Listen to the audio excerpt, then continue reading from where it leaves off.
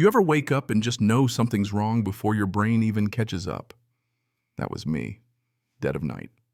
House quiet as a church, and there's this weird dancing green dot on my bedroom window like some drunk firefly that's got business with me personally. I didn't need coffee or an alarm. I just needed to realize I was looking at a laser pointer on the inside of my house, and then zip this tape measure snap shut somewhere out in my pasture. Then I hear voices, tired and official, and somebody barking, "Market every 30." Like my land was up for grabs on some game show. I fumbled for my phone.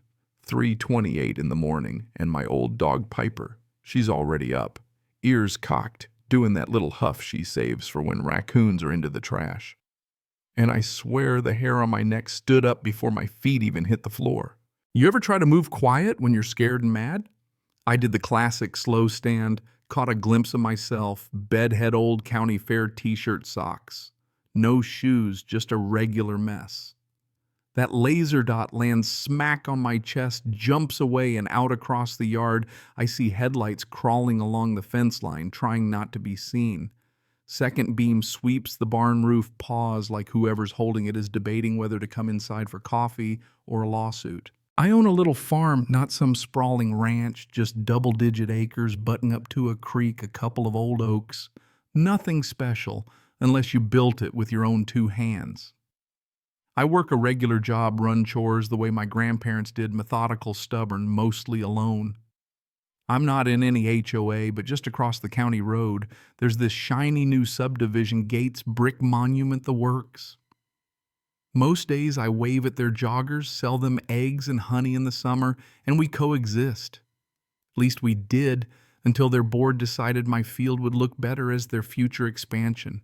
That night I slipped on boots, grabbed a jacket, and headed out. Piper shadowed me not a peep. Out back, red blinkers flashed where a survey crew in reflective vests was tramping through my rye like it was public land. 2 tripods, 4 people, 1 guy shining a light at my fence posts, right where I painted that purple mark last fall. Because around here, purple paint means keep out, and it saves you from buying no trespassing signs every 6 weeks. The worst part, it was also routine. Clipboards, murmurs. Gear bags like this was their property, not mine. I called the sheriff's non-emergency line because you don't dial 911 unless you want the whole county talking about you. The dispatcher was all business, asked my address weapons if I knew these people. I told her I got strangers on my land at 3 in the morning with survey gear. Send someone. Meanwhile, the guy with the topo rod drifted toward my barn, shining lights into my goat pen. Huckleberry, my old weathered goat, just stared back completely unimpressed. "Hey," I shouted, voice steady, channeling my grandfather who could shoe cattle with a single word. "Private property. Who are you and why are you here?" "Clipboard man." Froze. Topo guy stared, and this older guy with a mustache looked like he'd worn it since high school. Raised his hand like he was going to lead a marching band. "Ma'am," he said, "we're here on authorization from the association across the road. We'll be out of your way quick." I blinked at him. Authorization from who? He walked up to my purple paint, didn't cross it. Homeowners Association retained us to mark new lots and access. "That's a drainage easement," I told him. "Not what we were told," he said. "Well, you were told wrong, and you don't just show up at 3:28 in the morning to start sticking flags in my pasture." Then from the ditch comes this voice, the kind that spent its whole life correcting people and enjoying it too much. Flashlight beam hits me square, challenge issued. Lady steps up into my field, compact, neat bob haircut, expensive windbreaker. I recognize her from the farmer's market. She once scolded a vendor for crooked jars. The type who's got an email signature longer than the message. "Mara," someone says, all deferential. I plant my hands in my pockets. Piper leans into my leg, nose locked on Mara. "Ma'am," I say, matching her tone, "that's not how property law works in this country." She's about to hit me with a policy memo, but tires crunch on gravel deputies, 2 of them showing up like sunrise. One tips his hat. "You, the owner." I hand him my ID. They say they're authorized by the HOA, but my land isn't in any association. It's 3 in the morning. My animals are spooked. They're trespassing. He gives me that look, half professional, half, is this really happening? Then turns to the crew. Mustache man tries to hand him a work order. Deputy says, hands on your own paperwork. Mara tries to manage him. Ma'am, please step back. The deputy starts asking, who hired you? What's the scope? Why are you here at night? Where's your court order? There isn't one, of course. Unless you got a warrant, you got no right to be here, he says, pointing at my purple marks and shiny no trespassing sign. He checks licenses, writes citations. Few $100 a pop for trespass, one for a truck parked half in the ditch. He tells me how to get a restraining order if it keeps up, gives me a case number and says people get confused about property lines, but night visits aren't how we solve it. The survey crew packs up with the look of people realizing the person who told them what to do isn't the one who gets to decide.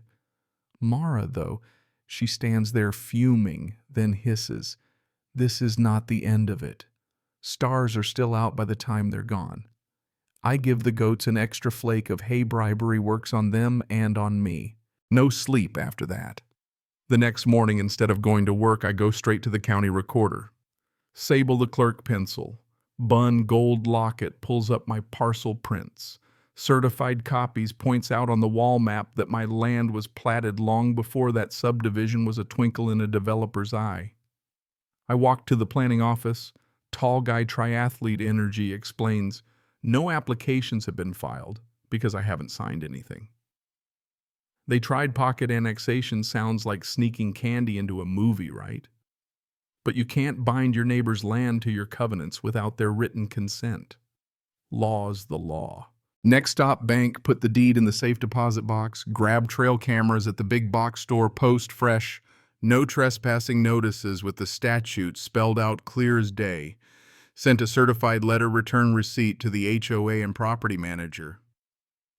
My attorney Sonia is the kind you want when you need a line drawn with a ruler. Her letter spells it out. Come onto my land again, and you're trespassing.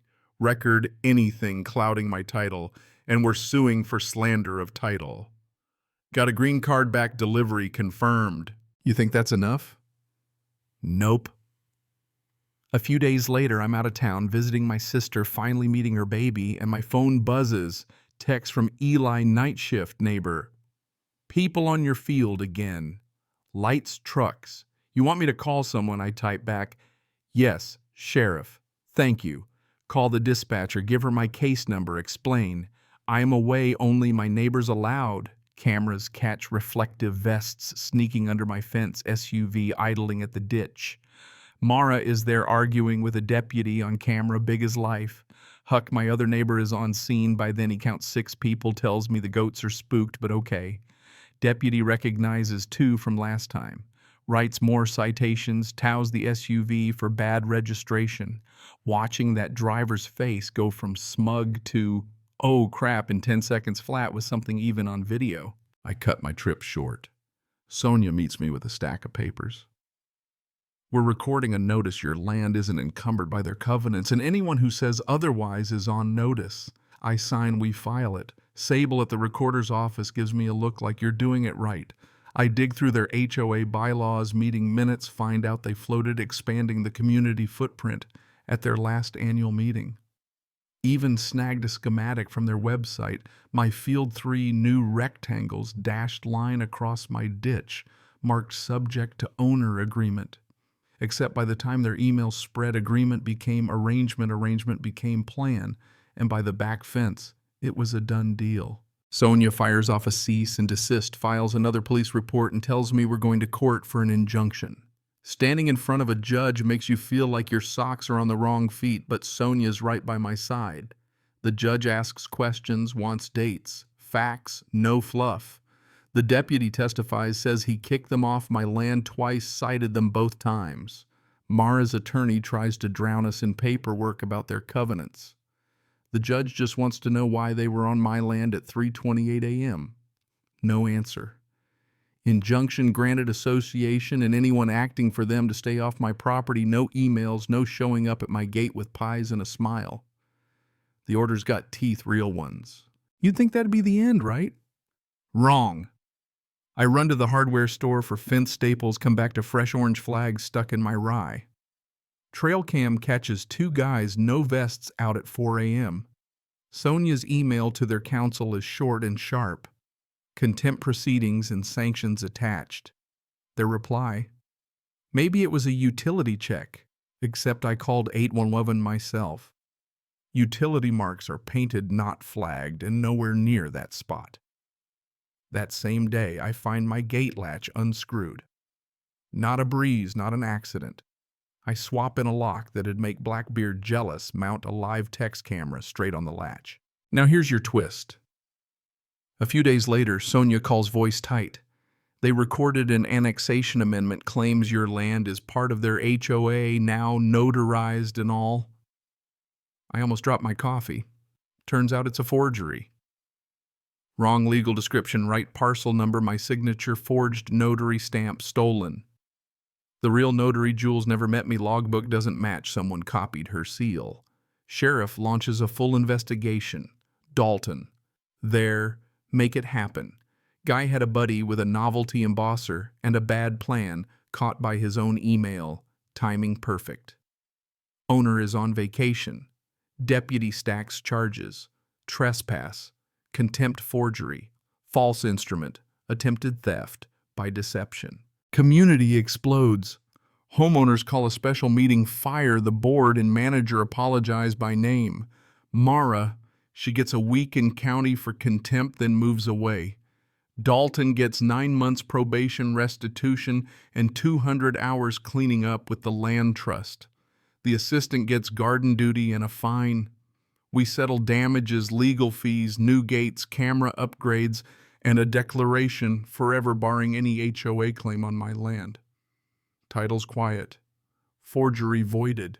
Now my farm sits under a conservation easement, a seatbelt against the next expansion plan. The new board posts my injunction as a reminder. Boundaries matter.